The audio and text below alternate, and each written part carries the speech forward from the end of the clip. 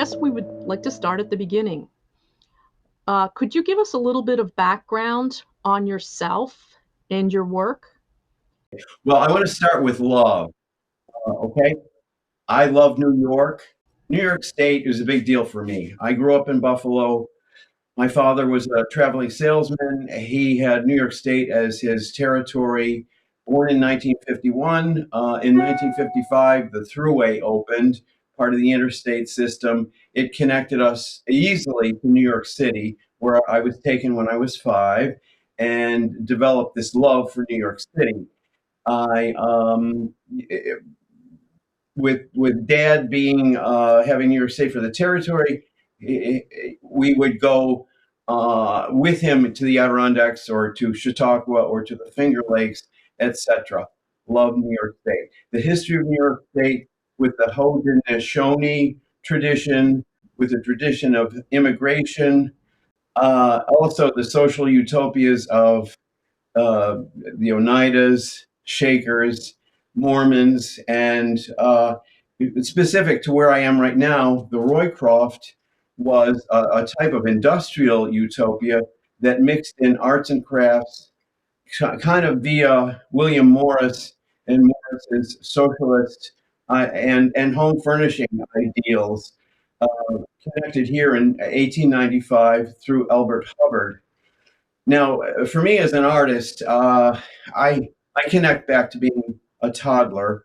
I speak of thresholds of recognition, such that yes, mom reinforced my artistic interests as a child. Uh, Through grade school, that reinforcement was, you know, amplified. I chose to go to a high school, Hutchinson Central Technical High School in Buffalo, for advertising art. Back to the Milton Glaser thing. There was a certain archetype of, professional man who would address illustration and advertising and so on. Choosing that high school for advertising art, and then choosing Pratt Institute to go for my art education. When I got to Pratt, I realized, eureka, there is fine art. I had been introduced to that at the Albright Knox. Uh, I thought it was weird, like anybody can do ABEX, anybody can do pop art. What's going on here? But at Pratt, I had a teacher who introduced us to exchanging studio visits, attending all art shows, museums, and commercial galleries, etc., and reading all relevant literature, and then determining what your work is. This is cast against the social situation of the late '60s, where there was the Vietnam War, there was social change, in relation to race and sex and so on, and these issues caused something of a crisis with me. I mean, I was raised in the Episcopal Church. I have a concern for religion. I don't attend church. I've come to see a bigger, sort of world religions point of view. I embrace Paul Tillich's concept of ultimate concern. I see a very simplistic binary of hard power and soft power, and that the hard power, simplistically, is the military and weapons and so on, and with soft power being culture. And right now, you look at Ukraine and think that guy's Putin is a monster. I look back to the 1960s and 70s and think what our government did in Vietnam was similarly atrocious. And so this concern for values forced me to change my point of view. I don't want to be a madman with a Ferrari and guns and stuff like that. My concern shifted into how can I direct soft power into appropriate fulfillment. And I dropped out of school because, for one, I couldn't afford it, and for two, they gave me the keys to the kingdom that I just mentioned, and for three, I wanted to be doing something and not being a student. So I found a situation in Buffalo at the Ashford Hollow Foundation. It was an independently established 501c3 by Larry Griffiths. I became a sculptor's assistant in trade for my studio space. More professors from University of Buffalo and Buff State came and brought their students. From that group of students came Robert Longo, Cindy Sherman, Nancy Dwyer, and Michael Zwack. And with those people, based on a model of artist space in New York City, a New York State Council on the Arts funded institution, a space in Toronto, where I learned the import-export model of, if you want to establish a network in the art world, you invite your favorite artists to present in your organization, and then you have friends in New York City who will help you when you arrive and want to establish your career. So that worked out fabulously. Launched Longo and Sherman's career, mine to lesser glory, but nonetheless engaged. And Hallwalls continues almost 50 years. I mean, the founding date was 1974. It's a source of great pride, and it how it has served its community in terms of access to the visual arts, music, literature, performance, etc. I think is exemplary. The thing is that one of my key things is that you can do it too. I mean, I was empowered by, you know, conductors of spiritual generosity in my life. Larry Griffiths, Birchfield was an example. Albert Hubbard was an example. And then, Seymour Knox funding the Albright Knox. Right now, Jeffrey Gundlach funding the Albright Knox. I think of all these people as conductors of spiritual generosity. So I also feel that a community arts center is a location for providing values that as for example, the religious institutions become less engaging to the public, that if there's within a community, there's a place where there is freedom of expression, there is a sense of embrace to community and so on, that this is a location of real social value. And to kind of sum it up, I would say that I view the political value of art is beauty as a symbol of love. I love it.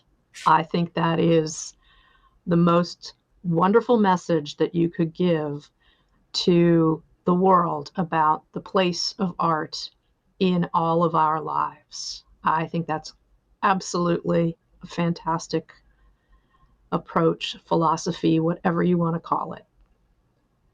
And it certainly comes through in your community work and your sense of community in your paintings and this whole Clufffalo series, which I would like you to explain in a little bit of depth, especially since we here at the New York State Museum now are the proud owners of two of them. One on a more modest scale than the other. One is humongous, 9 by 16 feet, which is a huge, literally, endeavor.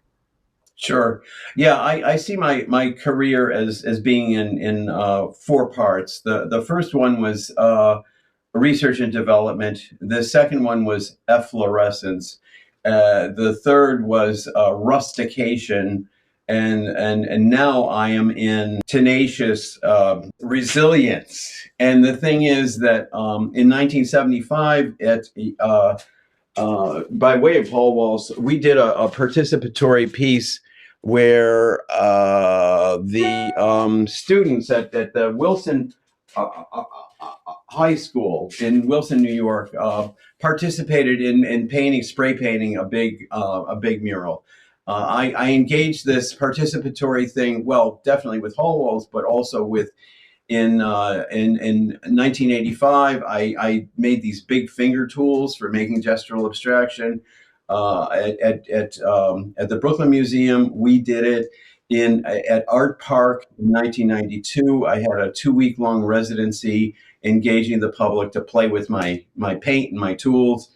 In 2008, in my studio in Rhode Island, I had a participatory thing. And when I got located at the Roycroft in 2014, it was perfect because the Roycroft is a National Historic Landmark. So people come, they're looking for something to do. I've got something for them to do. I say that there are 3 kinds of Cluffalos. There are Cluffalo places, Cluffalo seasons, and Cluffalo numbers. The places like Hamburg, Cluffalo, Hamburg. This was a project with the Albright Knox Art Gallery and the Erie County Public Art Commission. We had 150 people participate. There was a stage at Hilbert College, and the painting became this mural in Hamburg, home of Kathy Hochul here, who came to see the installation. Hi, Kathy. And then I had the chance to do the Art Oh My piece in 2017, which is now on your wall there, much to my delight. So there were 130 people. That Art Oh My is a wonderful art center funded by Francis Greenberg and encouraged by its board of artists and concerned citizens in Ghent, New York, a few miles from where you are right now in Albany. And so we played with the paint. It was great. It was so much fun. And this publication I made of it. Now the Cluffalo seasons, starting in autumn of 2015, there's 1 painting per season. And I get as many people to add a layer of paint to the painting as I can. The participants get a small board, an 8x10, that they can squish into the wet paint for a souvenir takeaway. At the end of the season, I grind through the layers of paint. That is winter 2022. Below it is autumn of 2021. And then I make this art history book. So inclusion is a very crucial part. The fact that everybody's layer is accounted for and everybody's face is in the book. If you participate, you become part of art history by way of the publication. And then there are a couple of numbers that I make by myself. They're fundraisers, basically. All of these things, if I manage to sell anything from this, it supports the ongoing project. And do you have any preconceived ideas before you start this? No, to tell you the truth, I love to see what people do. I try to give as little instruction or direction as possible. It's not about education and it's not about talent. It's about an encounter with the physicality of the paint.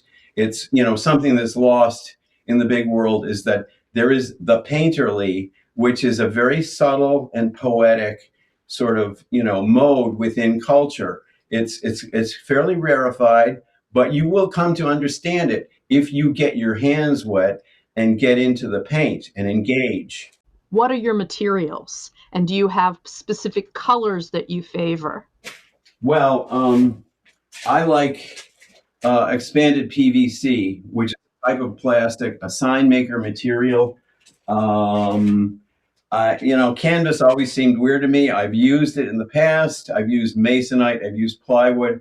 The paint here is interior latex, and I will point out that C2 is a Western New York company that grew out of Pratt and Lambert, who helped me 30 years ago at Art Park. There was a It's very interesting. The man that was the president, Jerry Castiglia, died a couple of years ago, and his widow has contributed money to establish the Castiglia Art Center here in the print shop on the Roycroft campus. And these interconnections into the community are really important to me. Within the sustainability discipline, there's this idea of locally oriented but globally engaged. And so I see what I do here as a chance to actually be political, and political in the sense of there are people who come and engage. And because it's a weird experience for them, they don't exactly know whether to think of it in terms of, left or right or whatever. It's just a unique experience. And it's this idea of opening up to other sensibilities that I think is crucial to our society today. The polarization has, led to a bad place. And if we can have an art center where a sense of openness and embrace, engagement, etc., is operative, that this is our mission. And what do people say to you after they've participated? Mostly they're positive.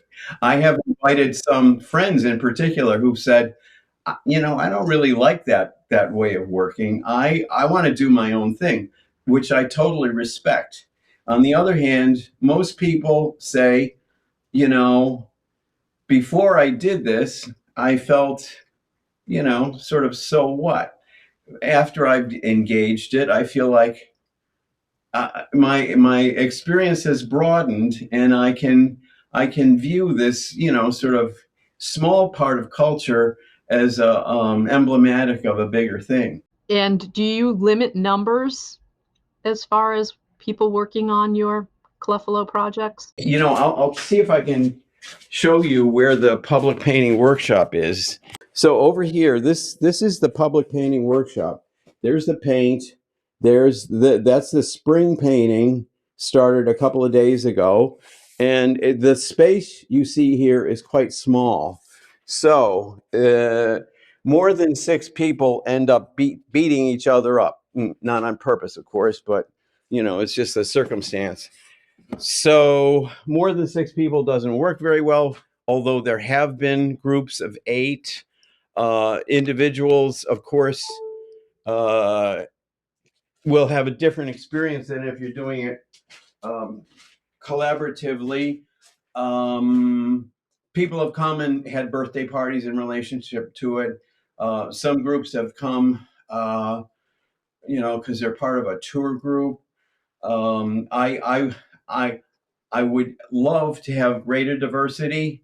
Nonetheless, over 800 people from 2 years old to 92 years old from around the world, men, women, many races, many ethnicities have participated. I mean, you could take it to a certain point, curating groups of people. I just don't have the logistics, the means to, start busing groups and, curating, quotas and so on. I mean, it's sort of, by way of the nature of the circumstances here that the groups configure. And do people work on it at the same time? Yeah, yeah.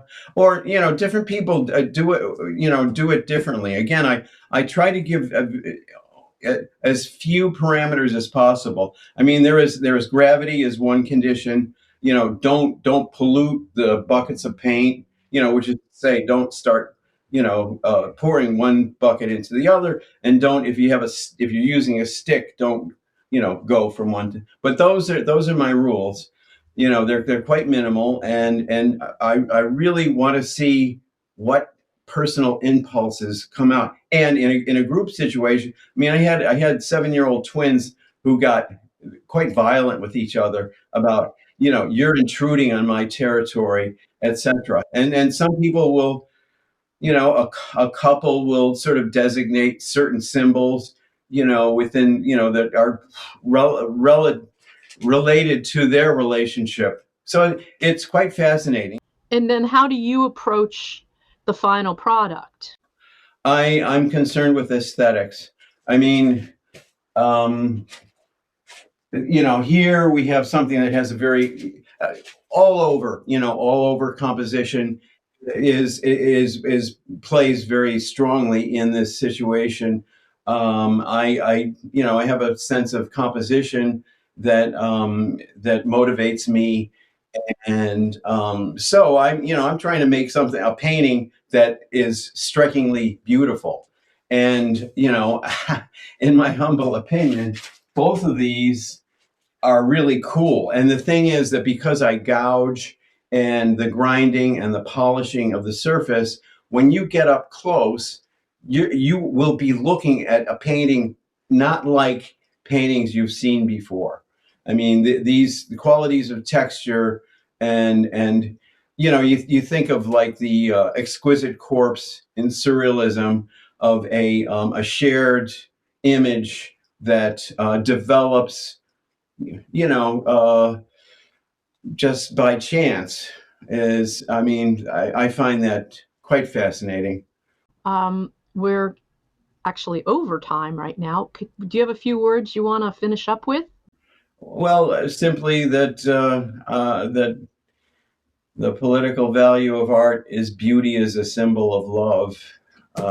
I like to end on love. I think, again, I see New York State as a metaphor um, for goodness and productivity, and a socially uh, efficient way. I mean, you look at how the Native Americans were treated in some of the New England states and some of the southern and western states, and you can say, well, at least New York wasn't quite as bad as those.